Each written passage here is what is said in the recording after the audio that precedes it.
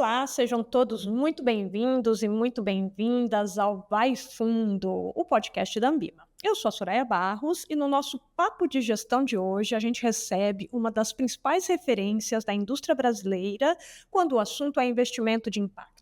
Nossa convidada é a Fernanda Camargo, sócia fundadora da Right Capital e integrante da diretoria da Ambima.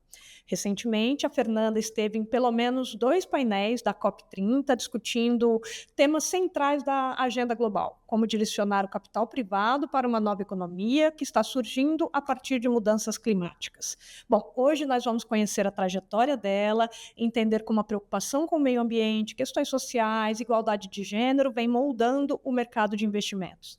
Fernanda, é um super prazer ter você aqui de novo no nosso podcast. Obrigada, Soraya, obrigada pelo convite. Legal, vamos começar então? Fernanda, queria começar aqui falando um pouquinho, né? A COP30, ela consolidou debates sobre a necessidade de direcionar capital privado para quem está na linha de frente do impacto das alterações no clima, desde pequenos produtores, cooperativas, negócios comunitários. Então, se você puder compartilhar com um ouvinte do Vai Fundo, como é que essa experiência influenciou a sua leitura sobre o que precisa mudar, para que de fato o capital privado ele chegue a quem realmente precisa. Então, quais foram as discussões que mais te chamaram a atenção? Se puder, então, compartilhar um pouquinho como é que foi essa experiência lá na COP. Boa, obrigada. Bom, primeiro, eu acho que só assim, quando você fala, né, referência, impacto, não é nem justo, porque tem os gestores aí de impacto, que eu acho que eles estão fazendo isso há bastante tempo também. Talvez a gente aqui na Wright seja um dos poucos family offices que se envolve tanto com essa agenda, porque a gente entende que a gente, né, ao fazer preservação de patrimônio, a gente tem que olhar para isso, né? Então, olhar só para o retorno, você pode estar ignorando vários riscos. E aí, principalmente, né, quando a gente entra na agenda climática, eu acho que aí são os mais significantes, né? Então, se você está fazendo lá a alocação do seu portfólio, do seu patrimônio, e você nem liga para isso, pode ser que daqui a um tempo ou essa indústria deixe de existir, ou que custe muito caro para ela existir, porque, né, vão vir regras aí de compensação e tudo, ou até porque vai faltar energia ou água, então não tem muita escapatória. Para onde a gente olha, é importante olhar para isso, né? Eu acho que sobre a COP, né, quem só acompanhou a COP pela mídia acabou ficando com uma sensação de que não foi tão bom, né? Eu acho que realmente é difícil, né, a gente está falando de um tema, né, o principal tema neste caso, né, a transição para fora de combustíveis fósseis, e aí eu sempre lembro de uma frase de um mestre budista que fala que expectations brings frustrations, né, expectativas trazem frustrações. Então, eu acho que a gente tem que talvez ajustar a expectativa, né? Você está falando de um tema que hoje, né, as maiores nações, né, e principalmente quando você fala de Estados Unidos e China, dependem totalmente disso, a indústria total. Então, não vai ser assim da noite para o dia, né? Vai demorar, vai ser um caminho. E eu acho que uma das coisas positivas que saiu dessa COP é o tal do mapa do caminho, né? Quais as alternativas para fazer isso? Eu acho que isso o próprio André Corrêa do Lago se comprometeu a dedicar tempo para isso, né? Então, do nosso ponto de vista aqui de mercado de capitais, você tem dentro dessa agenda de clima alguns subagendas, né? Que a gente fala, uma é a transição, que é a transição energética, e que eu diria que essa agenda é muito do norte global, né? Porque são países que dependem totalmente de fósseis ou carvão. E aí essa agenda acaba vindo para cá, do mesmo jeito que ela está lá no norte, só que o Brasil não precisa muito dessa agenda. A gente tem 84%, 85% de energia limpa, né? Então, aqui no Brasil, eu acho que uma agenda super importante é o power shoring, que a gente fala, né? Se uma indústria de europeia ou de qualquer outro lugar vier apenas produzir aqui, você já está produzindo num lugar mais limpo, né? A nossa matriz é mais limpa, então vem produzir aqui. Do outro lado, a gente tem uma outra questão, que é o desmatamento. E aí sim, a gente aqui no Brasil está encontrando aí várias agendas para resolver essa questão, né? Então aí entra tais das soluções baseadas na natureza, né?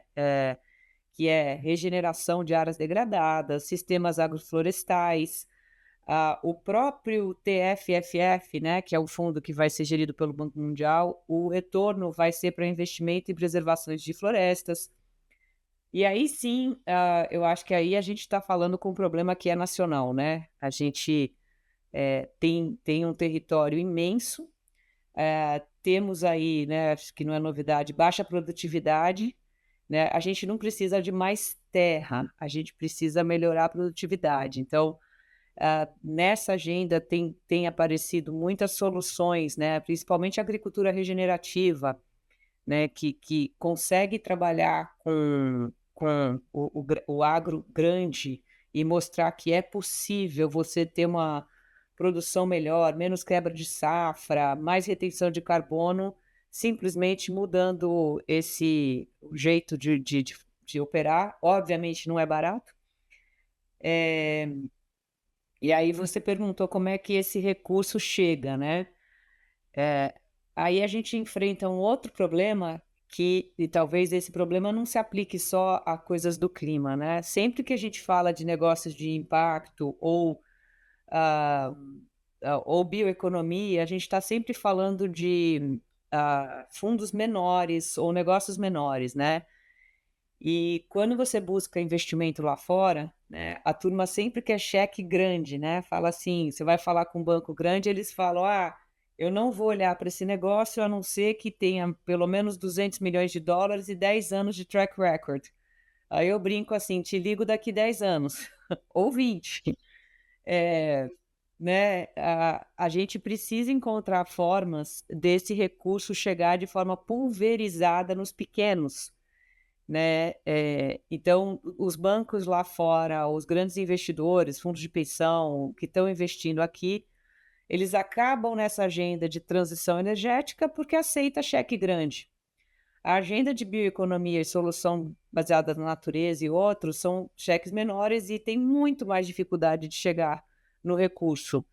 E aí eu volto sempre no mesmo ponto, né? Por que isso? Porque você liga em grandes instituições e a pessoa fala: eu não vou gastar o tempo do meu time num negócio tão pequeno. É o tal do transaction cost, né? E até quando você olha para o EcoInvest, né? Que acho que o objetivo é esse, né? Que esse recurso que está vindo através do Banco Mundial é 1% ao ano, com hedge, né? Deveria estar chegando nos pequenos. Então, a gente está acompanhando os leilões. Esses leilões do Tesouro têm que passar pelos grandes bancos. Os primeiros leilões foram principalmente para energia renovável, mas a gente ainda está falando de empresas grandes. O segundo, integração lavoura, pasto e floresta, que é agro, ainda é cheque grande. O terceiro está começando a ir para fundos menores, mas não tão pequenos. E o quarto leilão, que foi anunciado na COP, é para bioeconomia, né, e turismo nessas regiões. E aí sim, não tem jeito do cheque, tem que ser pequeno, ou então não vai ter, né? Então, a grande dificuldade é como é que você faz esses recursos grandes chegarem pulverizados nessa bioeconomia, nesses pequenos, e ao mesmo tempo como você educa essas grandes instituições para esse tipo, né, de investimento. Mas eu acho que saiu muita coisa da COP a respeito disso, falou-se muito de capital catalítico, de misturar, né, quando você traz a filantropia junto com o investimento. Então, a gente tem o exemplo do Fundo Vale, que entra como cota subordinada em várias dessas estruturas, ou assistência técnica, né, para que outros investidores possam entrar tomando menos risco. Então eu acho que essa já é uma indicação de caminho muito bom, né. Então, eu diria que foi nesse ponto animador por ter visto vários exemplos de caminhos, sabe. Uhum, bacana. E é isso, talvez essa pauta, né? A gente, ela ainda está em transformação, né? Então acho que os caminhos estão sendo trilhados, né? Então acho que ainda tem, provavelmente ainda vem muita ideia boa aí de como conectar todas essas pontas, né? Fernanda, você até comentou aqui um pouquinho, né, essa questão do fundo de florestas, né, que foi uma das, talvez, né, uma das questões ali, uma das entregas, né, da COP30, né, a gente chegou ali numa marca de 5,5 bilhões de dólares, né, prometidos para investimentos. Na sua visão, o que esse case traz em como estruturar investimentos que realmente eles combinem o impacto socioambiental e essa atratividade financeira que você comentou, né? Porque no final tem que combinar as duas coisas, né? Esse é um case diferente, né, você está unindo aí vários países, né, para ajudar na preservação de florestas. O investimento, né, desse recurso vai ser feito via Banco Mundial. Eu ainda não sei exatamente como vai ser feito, mas sei que o retorno tem que ir, pra preservação, né. Eu acho que, assim, no mínimo, o que acontece quando você tem uma estratégia dessas é que, você abre a cabeça para possibilidades que não foram pensadas, né. Você tem alternativas, então eu diria que, ah, mesmo quando você olha para, por exemplo, lá atrás, quando nasceu o Fundo Amazônia, né, abriu muita coisa, Fundo Amazônia, né, ele é principalmente filantrópico, mas, eh, ele levou um olhar do Banco do Desenvolvimento para a Amazônia, então, já foi muito importante. Hoje a gente tem também o Fundo Clima, que entra também com capital catalítico para esse tipo de negócio, né, mas vem muito desse know-how, e muito dessas estruturas trabalharam com estruturas filantrópicas, tipo TNC, CI, WWF, esses gigantes que fizeram vários trabalhos para coleta de dados desses lugares que a gente não tinha. Então eu acho que esse ponto é super importante, o TFFF, porque abre caminhos de vários governos para esse olhar. Entendi, bacana. Assim, eu acho que a pauta ESG, né, se a gente olhar para ela aí nesses últimos anos, nas últimas décadas, ela sem dúvida nenhuma amadureceu bastante, né? Quando a gente olha lá para trás, que nem se deu aqui exemplos de alguns cases ali um pouco mais antigos, e aí a cada novo case a gente vai de fato amadurecendo, né, o debate nessa agenda. A própria regulação avançando, as discussões sobre taxonomia, enfim, né, e por aí vai. Mas, sem dúvida, eu acho que ainda tem desafios, né, especialmente quando a gente pensa na questão de você transformar a intenção em efetiva alocação real, né. Nesse sentido, divide aqui um pouquinho para o ouvinte do Vai Fundo, como que você enxerga essa evolução, né, em relação a toda essa pauta ESG, em de fato a gente olhar para esses investimentos, desses fundos temáticos, né, fundos ESG, como que você está vendo essa evolução ao longo do tempo entre aquilo que é falado e aquilo que você tem visto na prática, efetivamente, de investimentos sendo realizados? De novo, né, vou pro mestre budista com expectations, né. Você tem que trabalhar com uma expectativa de muito longo prazo, tá. Porque essa pauta, principalmente o ESG, ele depende muito de uma mudança de mentalidade. Isso não acontece da noite para o dia. Isso leva muito tempo. Então, assim, eu lembro que logo que a gente estava no meio da pandemia e a gente começou a criar lá o GT, para fazer os fundos sustentáveis da Ambima, né, a gente lembro que a gente abriu lá, uma base de dados e tinham 60 fundos com nome verde, impacto, tal. E eu falei: "Nossa senhora, né, se tem tudo isso, então o mundo devia estar chovendo pétala de rosas, né". Óbvio que não, né, é porque a turma tinha enxergado um cheque grande e falou: "Bom, vou botar o nome verde aqui e ver o que que eu capto", né. Eh, Agora a mudança de mentalidade realmente ela demora muito mais. Então, os gestores sérios que embarcaram nessa parte do ESG, o trabalho é muito profundo, necessita treinamento de time, necessita uma análise constante, necessita cobrança das empresas o tempo todo, leva tempo, né. E eu acho que quando a gente pega, né, pós-pandemia até, o Trump entrar, as coisas estavam andando. Trump entra e é proibido falar essa palavra. Muita gente falou: "Ah, acabou o mercado". Não, não acabou. Teve muitos fundos que mudaram de nome, só. Continuam fazendo a mesma coisa e usam nomes diferentes. Eh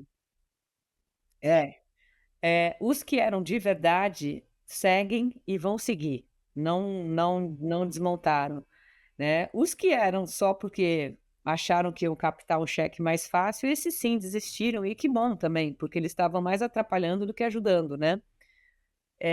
Eu não acho que isso tem volta, né, eu acho que essa agenda, principalmente conforme o mundo vai esquentando e coisas vão acontecendo, essa agenda ela se torna muito importante. E não é só no quesito, o clima, aquecimento, é o quesito, a desigualdade também, né. A gente vai ter questão com alimento, a gente vai ter questão com refugiados do clima, a gente vai ter várias questões aí que vão, exigir que essa pauta permaneça, né.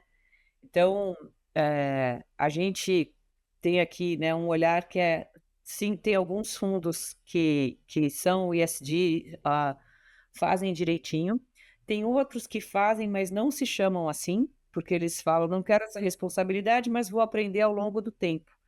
E tudo bem, e a gente acho que o nosso, pelo menos aqui na Wright, o que a gente tem feito é o tal do stewardship, né, ir acompanhando ao longo dos anos, né, a gente tenta ajudar como pode, faz o máximo de conexões possíveis, e entende que depende de mudança de mentalidade. Então a gente adora pegar exemplos bons que deram certo, ou fundos que ganharam muito dinheiro por causa dessa pauta e mostrar para os que são céticos: "Ó, tá vendo, não falei que dava certo?". Eh, então isso tem ajudado. A gente continua vendo, fundos europeus, investindo tal qual, até asiáticos ou Arábia Saudita, também olhando para isso. Então, eh, talvez, enquanto o Trump estiver por aí, os nomes vão ter mudado, mas as coisas continuam, né. E aí vem do gestor de patrimônio a responsabilidade de checar se aquilo é de verdade ou não, né. Acho que a Ambima ajudou muito com, ah, os fundos IS, né. Os fundos IS, eles ajudam porque eles obrigam o gestor a ter uma metodologia. Senão você põe o nome verde lá, eh, o investidor que não conhece entra numa plataforma, digita ISD e tal, aparece um monte de coisa, é importante, né, saber se tem metodologia ou não. Então eu acho que a exigência ela é importante. Se separa um pouquinho, né. É, e é o que você falou, né? Num primeiro momento, quando a gente colocou as regras no ar, parecia que tinha um encolhimento na indústria, né? E aí, ai, nossa, então a indústria recuou. Não, na verdade não é que recuou, não. Houve um processo de adaptação daqueles que de fato fazem esse tipo de investimento, de manterem isso no nome. E aqueles que estavam só surfando, né, nessa onda, eles, com o nosso novo arcabouço de regras, eles foram obrigados a ter que, né, ter que se redirecionar, né. Então acho que isso é importante também, porque às vezes tem essa coisa, né, de: "Ah, olha lá, está encolhendo, é uma pauta que deveria estar aumentando, encolhe", mas tem que olhar qual a onda que está por trás, né, desses números. Não acho que está encolhendo não, e você tem muitos endowments e fundos de pensão no Brasil pedindo isso. Então mais e mais, principalmente esses investidores de longo prazo, esses são os que podem aguentar, essa transformação e pedir isso. Então acho que eles acabam ajudando um pouco nessa indústria. É isso. Deixa eu te fazer uma pergunta, né? Quando a gente pensa em recurso para adaptação climática, é sempre um desafio maior, né? A gente conseguir, de fato, destravar recursos, né? Enfim, para esse tipo de capital. Como que você avalia o que é preciso, o que falta para que a gente ganhe escala efetivamente nesses projetos de adaptação? Você acha que a gente já está num modelo em que as duas coisas se conversam mais, né, que é o retorno financeiro versus uma resiliência ali em relação à mitigação dos problemas climáticos? Enfim, como é que você vê essa questão especificamente ali para os projetos, né, de adaptação climática? Eu acho que, assim, adaptação é um tema super importante, né, que até ontem super pouco debatido. Eh, se você pensar bem, talvez o que a gente precisa é muita educação, né, do sistema, né. Quando você olha lá para fora, você tem exemplo principalmente de seguradoras, né, eu diria assim, disparado a AXA é a que está mais olhando para isso, né. E eu acho que inspira muito a ver que tipo de portfólio, então, a AXA está investindo, o que que é isso, né. Eh, e aqui, né, a gente, ah, não está preparado, tanto que você vê, né, toda hora que tem um grande, sei lá, tem esses eventos estilo Rio Grande do Sul, você tem que reconstruir uma cidade inteira, né. Isso já é um exemplo, assim, você falar assim: "Caraca, quantos Rio Grandes do Sul vão ter que acontecer até a gente entender que é importante investir em adaptação", né. Eu acho que foi um aprendizado. E aí tem estudos, sendo feitos, né, por órgãos, exemplo, a CNSEG fez um trabalho sobre isso, o ICS também está participando desse trabalho, sobre isso, portfólio de adaptação, e por estado é diferente, né, você tem, depende da área urbana e tudo mais de cada cidade, mas eu acho que é isso, falta, trazer essa pauta, né, do mesmo jeito que lá atrás a gente começou a falar de blended, blended, blended, blended, tem que trazer adaptação, adaptação, adaptação, até que a turma fala: "Ah, adaptação". Tem que ter, e aí entender que é isso, assim, principalmente para o mercado de seguradoras. Perfeito, perfeito. É aquele velho ditado, como é que é? Água mole em pedra dura, tanto bate até que fura. É isso, né? O difícil é ver o sofrimento, né, porque cada vez que acontece um desastre desses, né, quantas pessoas ficam sem ter onde morar um tempão né, então acho que a gente precisa estar mais, preparado para essas coisas, e a adaptação é um tema bem relevante. Você falou aí um pouquinho de blended finance na sua fala agora há pouquinho. Eu acho e um pouquinho mais também, anteriormente, você também trouxe, essa questão dessa construção desses modelos híbridos, onde os projetos eles, né, podem e devem ser construídos tanto com capital privado, filantropia, enfim, né, esses modelos de capital híbrido. Na sua opinião, quais os modelos de blended finance você acredita que tem mais potencial para escalar no Brasil, especialmente quando a gente olha para a Amazônia, ou mesmo agora nesse tema que a gente acabou de abordar, de adaptação climática? Como é que você está vendo esse modelo? Boa, eu acho que são vários, né, só para deixar claro, né, quando a gente fala de blended finance, a gente está misturando capitais, né, capital de filantropia, capital de assistência técnica, né, que pode pagar time ou coisas que talvez a empresa não pudesse pagar, eh, e aí você tem, alguns capitais pacientes, ou você tem garantias ou offtake.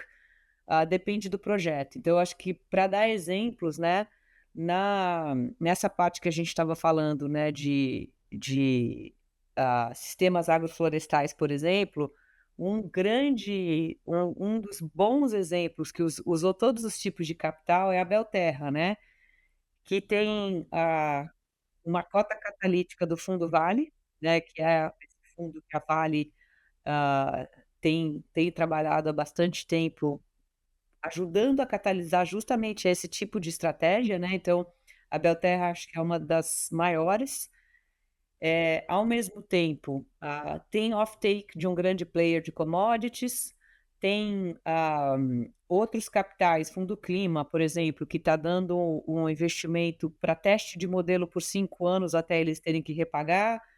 Eh, Tem assistência técnica, porque no modelo da Belterra são pequenos produtores aprendendo a fazer sistemas agroflorestais, né, no Brasil todo. E o principal commodity que eles vão vender é o cacau, mas junto com o cacau tem outras, né, tem banana, mandioca e outras coisas, e fazer isso exige uma tecnologia, então você precisa de gente para treinar e precisa de gente para ficar ali observando, né. E é numa escala muito grande, então tem bons desafios isso. Então eu diria que, se não houvessem esses tipos de capitais, você não teria um único investidor topando tomar todo esse risco, porque além de tudo o prazo é longo, né, vai dar certo, mas você tem que aguentar 20 anos, né, então, e aí tem gente que fala: "Não dá para ser mais curto?" Eu falo: "Hã, conversa com a natureza, vê aí".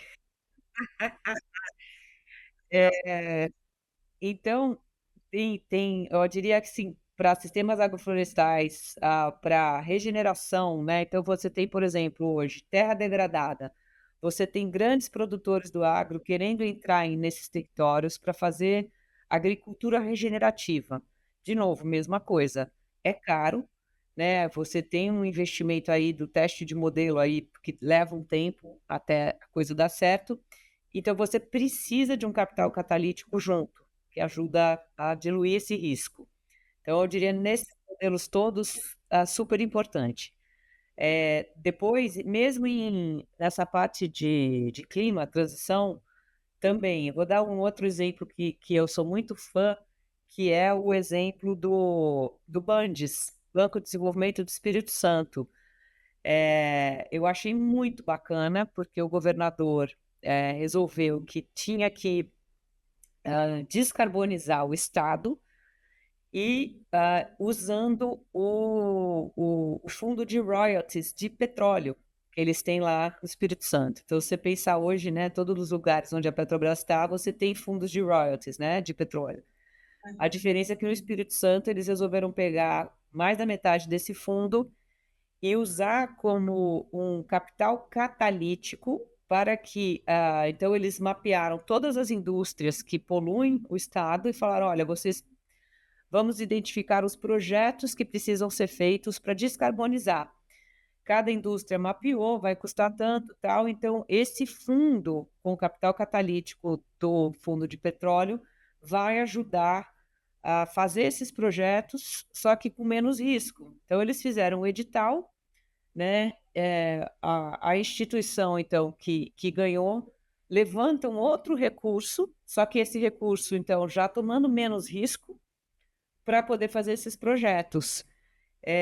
Então esse é um baita exemplo, né, que eu brinco que podíamos fazer em todos os estados, eu acho que devia virar lei, né, usar os fundos de royalties para descarbonizar, né.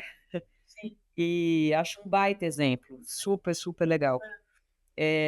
E aí você tem vários outros, né, dessa parte de transição, aonde é isso, você sempre tem um capital que topa tomar mais risco, né, e um outro capital do lado que pode ajudar a financiar assistência técnica para que o investidor comum entre na cota sênior ou na estrutura tomando menos risco, né. Então eu acho que como é que faz dar certo? É isso que eu diria, né. São esses arranjos. Sim, sim.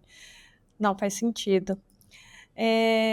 A gente está falando, né, navegamos aqui muito pela pauta ambiental, né, mas eu queria também explorar um outro lado que eu sei que também é super importante aí na sua trajetória, né, que é falar um pouquinho aqui da questão da diversidade de gênero, né. Você defende, né, que gestoras usem o seu poder para cobrar políticas de diversidade nas companhias, né, que são ali, objeto dos portfólios dos fundos, né, porque é uma forma da gente conseguir ali ampliar a presença feminina, em conselhos, cargos de liderança, enfim. Queria se você puder compartilhar um pouquinho aqui com o ouvinte do Vai Fundo, como é que tem sido essa vou chamar de luta, né, porque é uma luta, né, a gente ficar ali realmente, brigando, né, e pra conseguir realmente o nosso espaço, mas, eu queria que se você puder compartilhar um pouquinho se isso tem dado certo, quais são os principais desafios, ou compartilhar até cases aqui, que você está vendo que está dando certo, enfim, compartilha um pouquinho como é que tem sido agora esse outro lado, né, que é olhar e também tão relevante quanto a pauta ambiental, que é justamente essa questão da igualdade de gênero, né. Eu só queria incluir, né, que eu acho que igualdade de gênero, é importante, mas a racial também, tá? E sei que essa é mais difícil, mas acho que tem que estar na agenda, tá? Não gostaria nunca de tratar desses, acho que tem que estar, né? Afinal, estamos no Brasil, não preciso nem entrar no detalhe, né? Eh e eu acho, assim, de novo, né, eu tive um exemplo na minha família de uma tia minha que acabou sendo a primeira mulher a ser ministra no país, a Esther Figueiredo Ferraz, e dedicou uma vida a essas causas, educação e, ah, justiça e tudo mais, né, e todo mundo na família falava assim: "Ah, a sua tia abriu mão de casar pelo país", né. Depois eu descobri que ela não abriu mão de nada, tá. Ela amava o que ela fazia, ela ela escreve, tem cartas dela, assim, não abri mão de nada, eu que escolhi. E eu falava assim: "Nossa, a senhora dedicou tanto, tanto, tanto, né, para esses temas, e talvez isso aí não fique pronto, né, enquanto a senhora estiver viva", porque ela já estava bem velhinha, né. E ela falou: "Não importa, né, a gente tem que fazer, né, independente se a gente vai estar vivo ou não, porque os que virão depois de nós, né, vão viver num mundo melhor, né". Então eu nasci dentro desse exemplo, né, talvez eu não esteja viva para ver, né, mas quem vier depois vai estar, então vamos fazer, né. E eu acho que é isso que você falou, é uma luta. Uma das coisas que eu fico perturbando, né, é que a gente deveria ter no formulário de referência de todos os gestores, uma perguntinha bem pequenininha, assim, só: "Qual é a sua política de diversidade?", só, não estou nem aprofundando, porque o fato de você perguntar ajuda a pessoa a refletir, porque possivelmente não tem política, né. Então eu acho que essa era uma coisa importante que a gente podia fazer. Do ponto de vista de gênero, né, eu estava contando, eu acho que andamos muito, né, eu comecei a trabalhar no mercado, em 92, numa corretora no centro, onde tinha eu, mais uma mulher e 60 homens. Então, né, não preciso falar, assim, era aquela época aonde as salas de reunião tinha uísque, vodka e um charuto. E tudo que você, né, pode imaginar era normal. Então a gente tinha que sobreviver de um lado, do outro lado, você tinha que vestir o uniforme, né, o andar de terno, o colete e tal, né, e a gente quase que virava homem para existir, né, nesse mundo. Eu acho que isso melhorou muito, né, a gente já está num outro lugar, né. E, óbvio, ainda tem muitas regras, coisas que eu acho que, né, é importante que se crie para ter respeito, né. Muito hoje aqui na Wright, né, nós somos acho que 56% de mulheres e também mais mulheres na sociedade, né. E ao ser assim, já de cara se torna um ambiente mais fácil, porque você se sente mais em casa. Além disso, o nosso trabalho para fazer, né, para a diversidade tem sido um aprendizado cheio de acertos e erros, muitas dores. E uma das coisas mais difíceis que a gente vive ao fazer esse trabalho, e eu lembro disso da minha época muito novinha, vestida ali, né, com o meu uniforme, era a violência silenciosa, coisas que te agridem profundamente e você só respira, né. E quando você olha isso hoje, né, para pessoas que de raça diferente ou que vêm de lugares diferente, né, eh se não houver um treinamento da equipe a respeito do que é essa violência, né, o que a gente deveria tomar cuidado ao falar ou, ah, né, de repente sai todo mundo para almoçar em tal lugar, mas X pessoas sempre ficam comendo aqui no balcão. Por que será, né? Porque não dá para pagar essa conta, né. Então, hã são coisas que afastam, são estilos de vidas que afastam, né. No mercado financeiro, as pessoas se acostumaram a andar com os iguais, né. Como é que a gente faz para misturar? Exige conversa, exige treinamento, exige um monte de coisa que a gente foi aprendendo com o tempo. Às vezes também a pessoa quando está chegando nesse lugar que é tão diferente para ela, né, ela mesma tem dificuldade de pedir ajuda. Então vem da gente entender isso, né. A outra coisa que eu acho que é super tranquilo, mas parece que não, eu falo: "Pô, hoje quando você vai contratar pessoas, todo mundo exige inglês". Beleza, então você eliminou 99% do país, né. Se você tirar a exigência de inglês, você já abriu o leque muito, e eu acho que pelo menos as grandes instituições têm condição de pagar um curso extra, né, de inglês para as pessoas. Já seria incrível de inclusivo isso, né. É, e também pensar o quanto de fato aqueles requerimentos são necessários, né, porque muitas vezes é aquele checklist que tá ali, né, precisa de inglês, precisa de faculdade de primeira linha, precisa aí quando vai ver, tá, mas, precisa de tudo. Eu acho que tem áreas sim, se você vai operar, portfólios lá fora, não tem jeito, né. Mas se você só vai fazer Brasil, talvez você tenha mais tempo para pegar, né. Então eu acho que isso são coisas que não acho simples, né. Do ponto de vista de gênero é isso, eu acho que já melhorou muito da onde eu vim, né, óbvio, se você entrar hoje principalmente em conselhos, governança, né, já tem mais mulheres, mas podemos melhorar muito ainda, mas também não vale a tokenização, né. Bota uma mulher aí, deixa ela quieta, só para dizer que tem, né, não isso isso também acontece, como a gente sabe, né. E acho importante, os investidores que estão olhando para essas empresas saberem, né, que olha, está lá, mas está quieta. Então, como, né, fazer isso? De novo, tendo visto, essa minha tia que eu lembro tem uns livros que ela escreveu sobre prostituição infantil em 1950, que era quase proibido você falar desse assunto, né, e ela resolveu peitar. E demorou, a gente está aqui, ó, estamos aqui em 2026, entrando, né, agora, como é que pode que demorou tantos anos e a gente continua falando disso? Não resolvemos ainda. Como faz?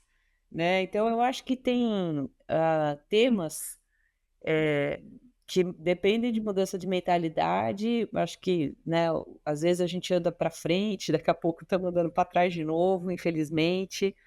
Eh, Ouvi muito esse fim de semana os podcasts sobre misoginia, sobre, né, violência contra a mulher, são coisas realmente chocantes que a gente esteja discutindo isso hoje, né. Mas é isso, eu acho que é importante rede de apoio, acho que é importante, né, a gente, poder falar disso, né. E acho que no mercado a gente conseguiu fazer um trabalho aí razoável já. Então, eu acho que gênero andou, precisamos olhar para a raça. Sim. Sim. Quando você avalia esses dois aspectos, você acha que a pauta de gênero ela avançou mais do que a pauta de raça? Sim, é se você entrar na qualquer entra em qualquer escritório na Faria Lima e me liga. Eu sei, é chocante, né, assim, eu entendo toda a dificuldade, eh, e tem muita gente que fala assim: "Ah, eu abri a vaga e não veio nenhum currículo".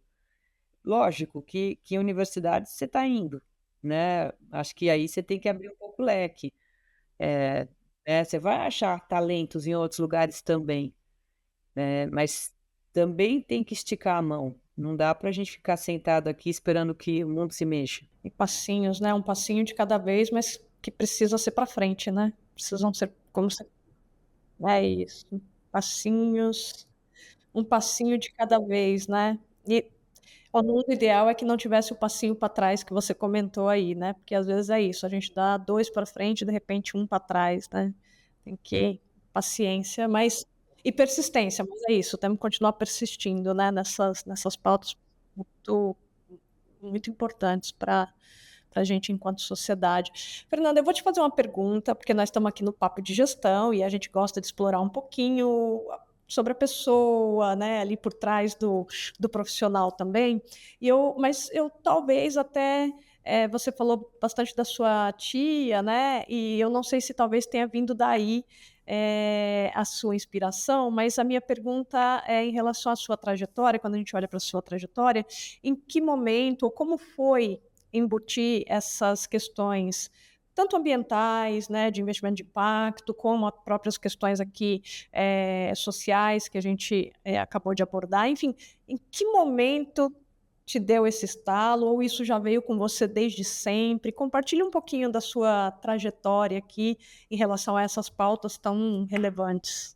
Não, eu não acho que veio desde sempre assim, né, eu fico tentando entender também, olho para as pessoas, cada um, sente de um jeito, vem num momento diferente na vida, né, então teve sim, acho que essa minha tia tem um peso. Ao mesmo tempo, meu pai trabalhou no mercado financeiro e era naquela época bem rock and roll, assim, né, eu brinco que ele era bem estilo Lobo de Wall Street, então, assim, eu aprendi muito o que que eu não queria, porque eram era bem, eh, agitado, para dizer o mínimo, né. E então eu tive em casa um lar um pouquinho mais desafiador nesse sentido, e de ter olhado, assim, muito nova e falado: "Bom, estou by myself, eu tenho que sobreviver e como é que eu vou me virar, né". E então de um lado foi isso, e tinha que sobreviver. Do outro lado, eu fui nadadora, né, muitos anos, e ao competir pelo Brasil todo e tudo mais, né, você convive com gente de todos os lados. Então eu acho que o esporte tem uma coisa muito importante, porque, dali não importa da onde você veio, né, se você veio da comunidade, da onde você veio, você entrou na piscina, né, somos seres humanos e vamos que vamos, né. E ao conviver com tanta gente diferente, eu me questionava, assim, né, por que que, a minha vida é diferente da deles, né, muito nova isso veio, né. E e aí quando eu fui trabalhar no mercado, eh, anos depois, eu tinha umas amigas que resolveram, fazer bibliotecas na Amazônia Legal, chama Vagalume o projeto. E eu não podia ir com elas, porque eu tinha que trabalhar. E eu falei: "Não, mas eu ajudo a levantar recurso para o projeto". E foi muito forte, porque primeiro era uma coisa assim, ninguém falava de Amazônia naquele tempo, né, era muito distante, né, e elas falavam muito isso: "Se a gente não cuida, alguém cuida", né. E ali, acho que essa conexão, olhar para o que estava acontecendo lá e o que que tinha de conhecimentos que deviam vir para cá também. Foi uma troca muito forte e e de ajudar a buscar recursos para esse projeto, tudo aquilo foi muito abriu, né, caminhos. Você vê que era um projeto que acabou virando a política pública, o projeto, mas mudou a vida de muita gente durante muitos anos, porque 3 meninas resolveram que iam abrir bibliotecas, levar livros e tal para lugares que não dava para chegar. E elas iam de carona aqueles aviõezinhos da FAB, né, um pouco malucas, mas deu certo. E e aí, acho que isso foi um dos primeiros, pontos. Depois eu acho que tem o lado da espiritualidade, né, durante muitos anos, eu brinco que eu estava lá na tesouraria de bancos que eu trabalhei, e as minhas férias era com monges budistas na Ásia. E e obviamente que se você passa as férias com os monges, o conceito, né, de sucesso é outro, né, então você imagina sair de umas férias com monge sem estar numa tesouraria, né, é meio difícil. Eh, e isso começa a te levantar questionamentos, né, "O que que eu estou fazendo aqui?". E eu acho que uma das coisas que chega uma hora que você fala que eu estou aqui para servir, né, acho que se você não estiver aqui para servir, qual a graça nessa passagem na vida que é tão rápida, né. E aí faltava achar o caminho. Então, eu saí de tesouraria, acabei indo trabalhar em gestão de patrimônio em 2002 com o Roger Wright. Ele era um grande filântropo, então ali a gente, do lado de cuidar do patrimônio das famílias já era muito legal, porque a gente fazia tudo sem conflito, com excelência, e tal, então já achava que era super bacana. Mas você, né, tinha um sócio ali que tinha milhões de projetos de filantropia.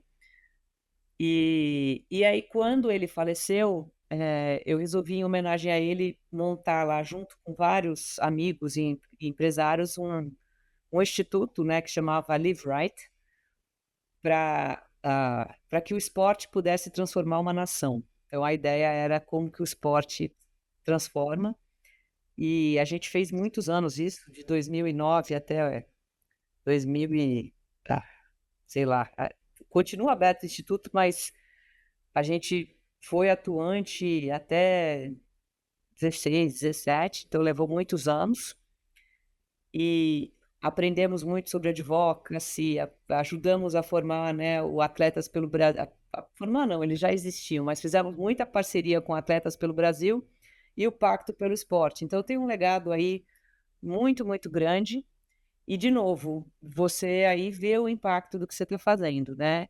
E nesse ponto todo ainda não estava no dia a dia, né, até que em 2010, um dos clientes que eu tinha, chega e fala: "Olha, eu vou querer pegar um pedaço do meu patrimônio e investir em impacto". E eu falei: "Ah, você vai querer fazer uma fundação?". E ele falou: "Não, não é fundação, é for profit".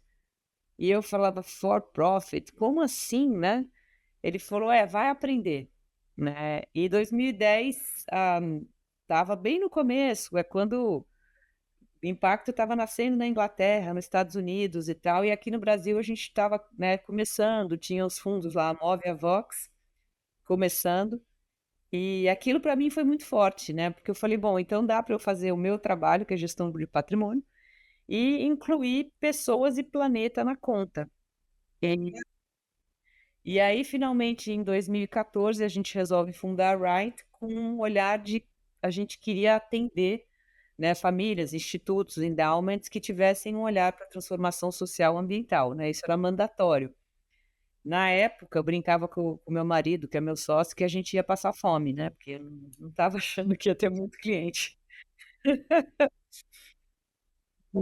E aí a gente acabou conhecendo o primeiro cliente logo depois da decisão, assim, numa coisa muito sincronicidades. E aí, daí em diante, o que a gente combinou é que as famílias que viessem, a gente, né, alocaria 1% do patrimônio em fundos de impacto, né. E só que não só alocaria, mas ajudaria o ecossistema, né, ia para dentro para ajudar a montar o ecossistema, que quando entra a advocacy pesado e, né, a gente passa a ajudar mesmo. E desde então são, né, são 11 anos nisso, muitas famílias que vieram tinham sim esses valores, outras não, mas a gente foi ensinando aos poucos. E eu acho que o grande, assim, a coisa mais gostosa é você estar trabalhando, né, no que eu sempre trabalhei, gestão de patrimônio, mas trazer o propósito para dentro. E assistir essas mudanças, esses impactos, né, todos os dias, né, tem alguma conexão ou alguém que resolveu investir ou algum então, todo dia, né, assim, outro dia a gente levou a jovens da Paraisópolis para visitar o acelerador de partículas em Campinas, e foi muito emocionante, né, porque para eles é: "Eu posso estar aqui?" "Sim, você pode estar aqui." Né, a gente já levou para a Ambima também, né, e eles perguntaram: "A gente um dia poderia trabalhar aqui?" "Sim, poderia." Né, então você falar: "Olha, é possível que você sonhe, você pode sonhar", né. Eu estava hoje, vindo para cá e um desses jovens que tem uma história linda que veio de comunidade, trabalhou em projeto social, ele conseguiu hoje entrar em Stanford, né, e ele só chorava no telefone e eu do outro lado, né, porque é possível, né, ele conseguiu. E é muito a trajetória é muito, muito, muito mais difícil que a gente, né. Então, ah, assim, eu acho que essas coisas que vão acontecendo, você vai vendo acontecer, já fala: "Beleza", né. Então eu acho que é isso, essa coisa de saber que você está a serviço, né, e essa certeza te dá uma paz e ao mesmo tempo controla um pouco essa nossa ansiedade de querer resolver as coisas tudo para amanhã, né, saber que vai demorar. Entendi. Não, sem dúvida é muito, muito gratificante, né, e ouvindo você falar, eu acho que, assim, não tenho dúvida que é muito gratificante ver a transformação, né, que é possível para essas pessoas, mas eu fico imaginando que também deve ser muito gratificante também pegar esses investidores que você comentou, alguns já vêm mais engajados, já têm, mas conseguir embutir também naqueles que estão mais distantes dessa pauta, embutir esse sentimento também, né, porque aí de fato consegue conectar, né, os 2 lados ali dessa transformação, né. Assim, não as famílias não vêm pronta, você vai ter um período aí de explicar, de mostrar, porque não é natural, né. E a gente no final, a gente foi fazendo esses veículos para investimentos de impacto, para facilitar a vida dos clientes e a nossa, são fundos de fundos que você vai fazendo safras, né. E o mais legal disso é falar: "Olha, depois de 10 anos, tá aí, os investimentos de impacto deram mais que o CDI e mudaram a vida de mais de 20 milhões de pessoas", né. Então, assim, não vai dar o mesmo retorno que o fundo de private equity, de VC, não era expectativa. A gente também não sabia se ia dar retorno, mas deu, e deu muito impacto. Então acho que essa é a graça. Verdade, muito bom. Fernanda, vou passar agora para o quadro Mergulhe Fundo, que é onde a gente faz 2 perguntinhas aqui para bate-bola mesmo. Vou te fazer a pergunta para você me responder aqui de forma curta e direta. Primeira perguntinha que eu queria te fazer é: que conselho você dá para as mulheres que querem ou estão ingressando no mercado, financeiro e de capitais? Bom, a primeira coisa, né, tem uma amiga nossa que sempre fala, né, que a gente não precise virar homem para evoluir, né, que a gente possa ser mulher e evoluir assim mesmo, né. E eu acho que principalmente no mundo de hoje, com tanta tecnologia e tanto AI, se você olhar as características que a gente mais precisa no mundo, são características bem femininas, né, criatividade, engajamento, né, olhar para o outro, né, o senso de comunidade. Então, são valores muito humanos que são femininos e são necessários, né. Então, porque a gente não deixe isso de lado, né, assim, antigamente era isso, né, você enfiava o feminino na gaveta e seguia, né. Acho que não precisa mais, né. E isso, né, de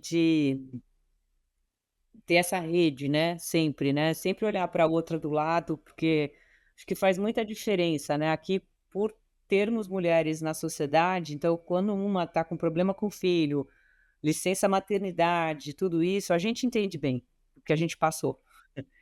É difícil alguém que não passou entender, né? Você escuta tantas histórias de mulheres que voltam da licença maternidade e perderam o espaço, né? Como não fazer isso, né? A gente tem que fazer o contrário, né? Então, e ao mesmo tempo isso, né? Se você não der esse espaço, nós vamos ter crianças abandonadas por aí, né? Se a mulher não puder olhar para isso, quem vai, né? Então, eu acho que tem que ter esse equilíbrio, e respeitar, essas coisas. E, e é isso, acho que hoje em dia, assim, quando fala de talento, profundidade, tá? Ó, a gente aqui olhar para Wright, tá todo mundo aqui, 50-50.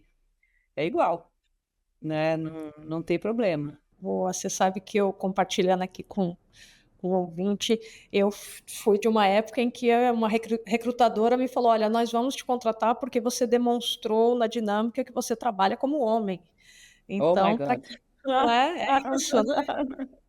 Então, que a gente não É, tem esse tipo de fala nos dias de hoje, né? Porque realmente, como você falou, tem aspectos que é do universo feminino que são fundamentais, né, para as habilidades de hoje, né? não, são cada vez mais importantes. Exato, é Né? isso.